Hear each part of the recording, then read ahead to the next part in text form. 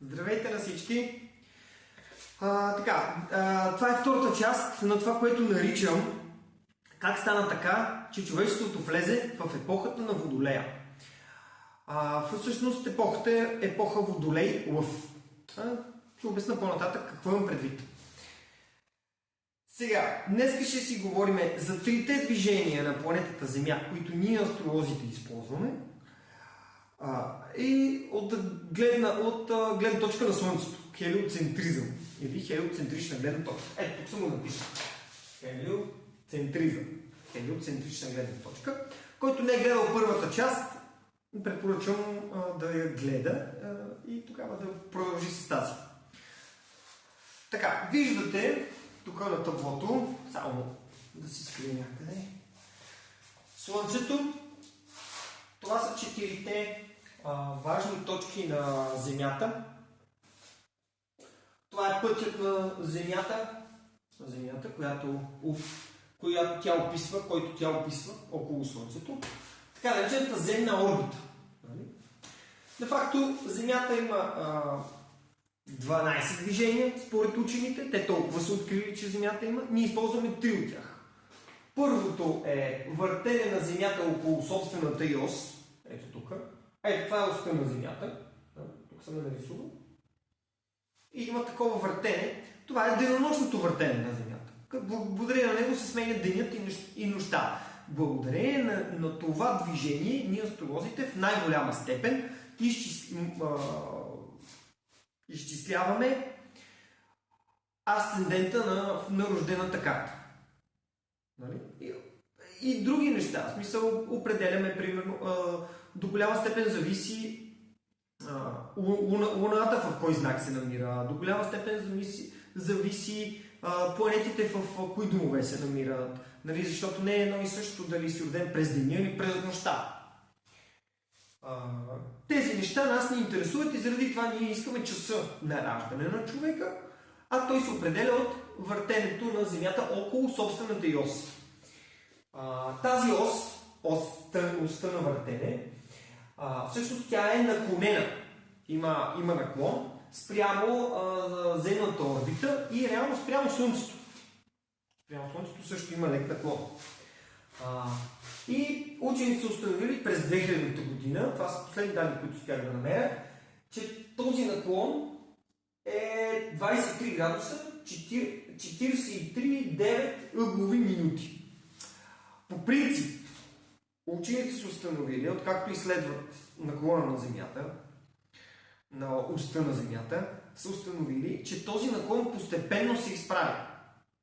С времето, според тях, той се изправя. Такива са изследванията. Така, според тях също така, това е теория вече тяхна, този наклон ще достигне изправяне от около 22 градуса, след което, според тях, ще започне да се връща назад към 25 градуса наклон. И де-факто, според тях, оста на Земята леко ще се изправя и леко ще се връща. Това се случва в много години напред, за хиляди години. Нали? Но тук трябва да отбележим, че това е теория. Учените не са убедени и не са сигурни, че когато наклона на Земята се изправи до 22 градуса, ще започне да се връща назад към 25 градуса или към 24 и половина 25. Да. Това не е сигурно. От гледна точка на някои езотерични школи, на някои хора, които се занимават с духовна наука, именно наклона на Земята е този, който се е случил по време на грехопадението, на човешкото грехопадение. И заради него всъщност Земята е придобила такива условия, в които ние хората трябва да се трудиме, за да можем да оцелеем на тази Земя. А преди това, според тези езотерици, нали, Земята не е имала наклон спрямо орбитата и спрямо Слънцето. И по това време земните условия са представляли нещо като своеобразен рай. Това, което наричаме, той рай едемски, всъщност, от Библията. своеобразен рай. Така, това е някаква теория, която аз не мога да кажа дали е истинска, дали е вярна или не. Хубаво да я знаеме, хубаво да я имаме предвид. Но както учените не са сигурни, че наклона на Земята ще се върне, когато достигне 22 градуса, назад към 25, така и ние не можем да сме сигурни, че наклона на Земята е свързан с човешкото грехопадение. Това са просто теории. Така. Въртенето на Земята е първото. Въртене на Земята около Слънцето. От гледна точка на Слънцето, всички планети от Слънчевата система се въртят около него. Това е хелиоцентричната гледна точка. Слънчевата гледна точка. Земята също се върти около Слънцето по своята земна орбита. Ето тук съм я нарисувал. Така, това е в рамките на една година. Това е годишното въртене на Земята около Слънцето. Сега. Всъщност, малко по-сложно е с годините, но по-нататък ще говорим за годишните периоди. Защото има различни годишни периоди, но в следващите части ще ги обясна.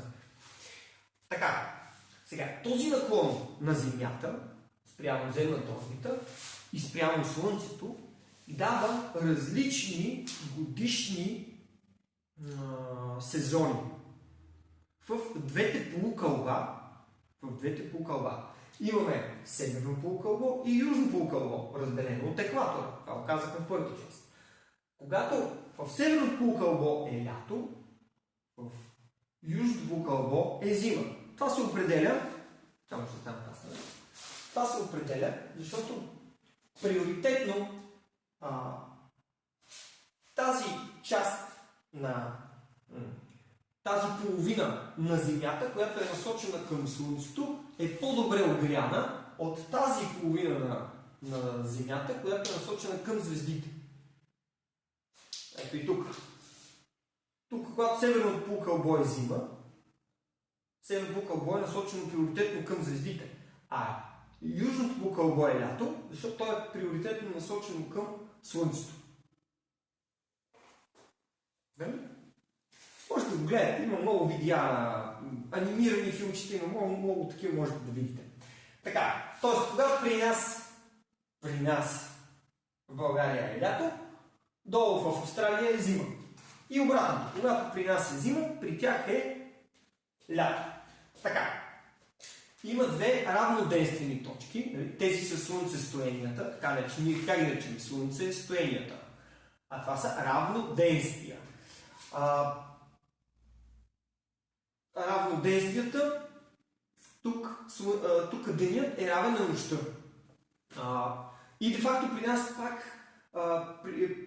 пак е обратно. Когато при нас е пролет, при тях в южното полукълбо е есен. Когато при тях е есен, при нас е пролет.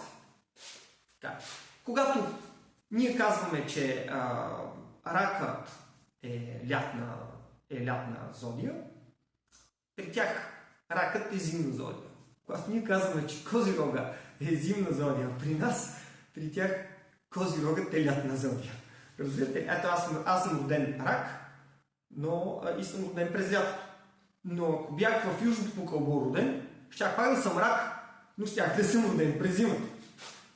Разбирате? Така. Първото го казахме, въртене на Земята около собствената й ос. Това е денонощното въртене. Второто въртене на Земята около Слънцето. Ето го. По земната орбита. И третото движение, то е доста особено. И по-малко хора знаят за него. Какво точно представлява? Нарича се прецесия. Това е третото движение, което астролозите използват. Защото има още 9. Нали, според учените. Така. Прецесията всъщност е постепенно, много бавно завъртане на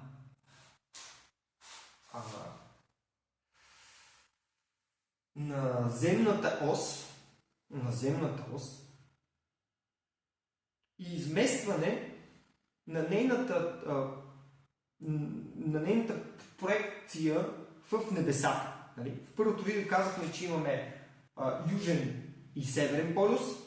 Казах също така, че те имат своите мислени продължения в космоса, в небето. И те се наричат северен небесен и южен небесен полюси. Нали? Така. Сега, тези северни небесни и южни небесни полюси се изместват много бавно и образуват един такъв кръг. Такъв кръг. Това движение се нарича прецесия. И изместването е ето 1 градус за 72 години или 360 градуса, т.е. пълен кръг за 25 920 години. Нали разбирате? Пак ви казвам, тук не мога да го нагледа добре. Пишете прецесия или прецесия на равноденствията и ще ви излезат така хубави анимирани за по 2-3 минутки клипчета, където ще можете да видите. Ето ще се опитам да го направя с ръката си. Ако това е земята ми, ако това е ръката ми, юмрука ми е земята, ако това е проекцията на небесния север, нали, полюс, и той се върти ето така. Земята извършва някакво ето такова движение. За 25 920 години. Разбирате ли се? Малко е като клатушкане на пумпа. Така го нагледяват.